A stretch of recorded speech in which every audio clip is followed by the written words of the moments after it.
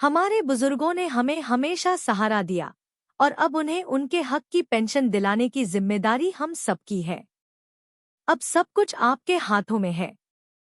आपका एक लाइक और सब्सक्राइब इस मुहिम को सफल बना सकता है, ताकि हर बुजुर्ग को उनकी मेहनत का पूरा फल मिले।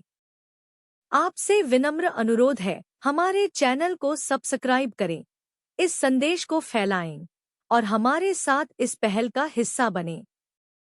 1 मिलियन लाइक्स तक पहुंचने में हमारी मदद करें, ताकि हम सभी बुजुर्गों की आवाज को मजबूती से उठाएं। आपका छोटा सा सहयोग उनके भविष्य में बड़ा बदलाव ला सकता है। आइए, उनके हक के लिए एकजुट हों और नई उम्मीद जगाएं।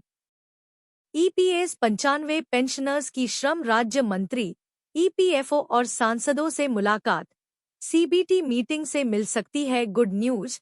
देखें, ईपीएस 95 पेंशनर्स की श्रम राज्य मंत्री, ईपीएफओ और सांसदों से मुलाकात, सीबीटी मीटिंग से मिल सकती है गुड न्यूज। देखें, कर्मचारी पेंशन योजना 1995 पेंशनभोगी लगातार न्यूनतम पेंशन को लेकर आंदोलन कर रहे हैं। एनएसी के सदस्य श्रम राज्य मंत्री शोभा करंदलाजे समेत कई वरिष्ठ नेताओं से मुलाकात कर चुके हैं। अब सबकी नजर सीबीटी की 6 नवंबर को होने वाली बैठक पर है, जहां कुछ सकारात्मक फैसला होने की उम्मीद है। ईपीएस 95 पेंशनर्स की श्रम राज्य मंत्री, ईपीएफओ और सांसदों से मुलाकात, सीबीटी मीटिंग से मिल सकती है गुड न्यूज।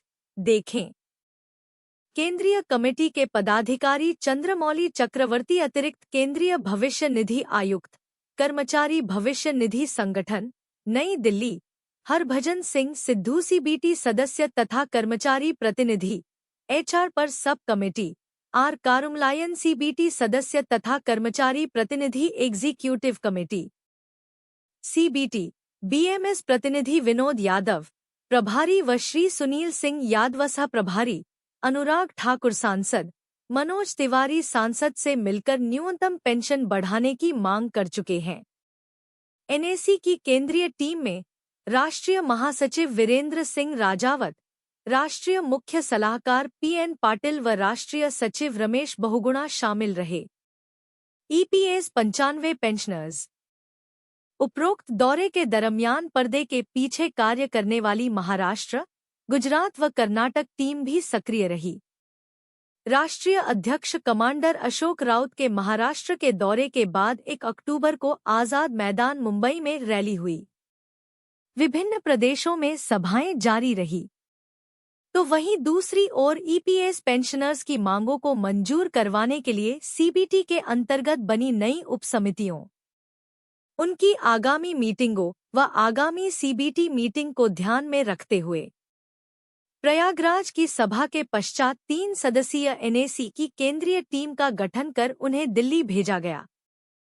एनएसी की टीम द्वारा 24 अक्टूबर 2024 से 28 अक्टूबर 2024 तक संबंधित महानुभावों से विभिन्न स्तर पर वार्ता का भी क्रम जारी रहा। एम्प्लॉय पेंशन स्कीम जानिए, एनएसी की टीम कब किससे मिली।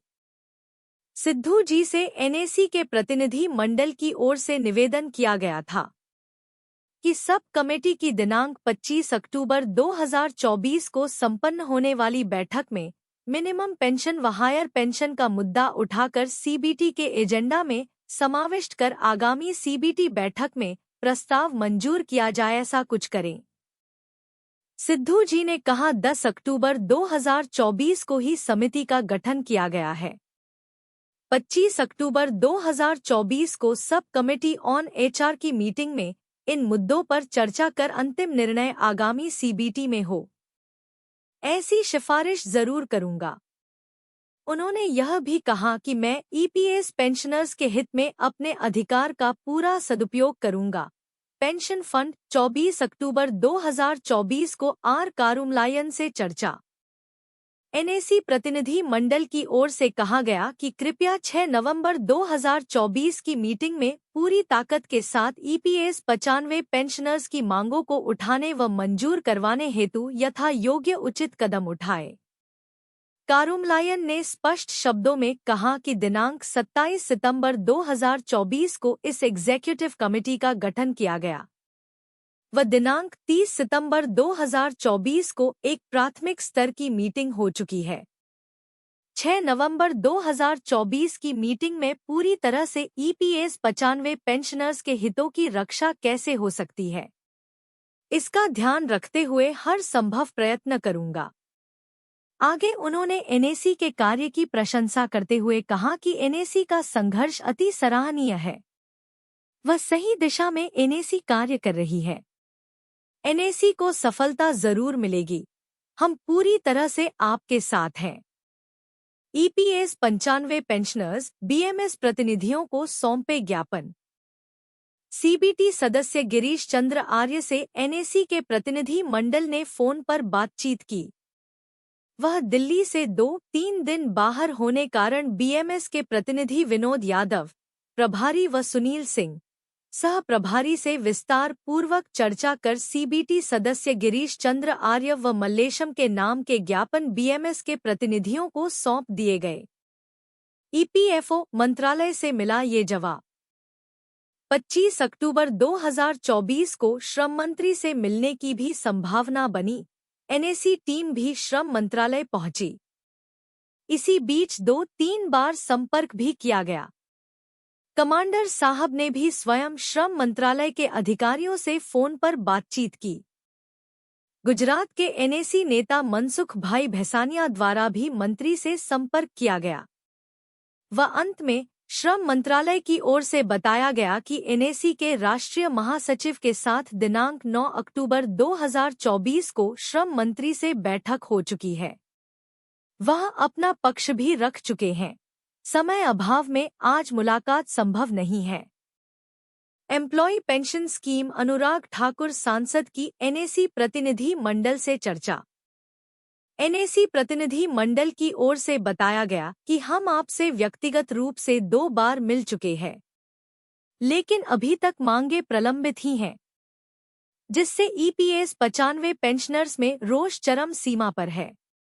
उनसे यह भी कहा गया कि कोल्हापुर के सांसद धैर्यशील माने के दिशा निर्देश पर हम आपके पास आए हैं।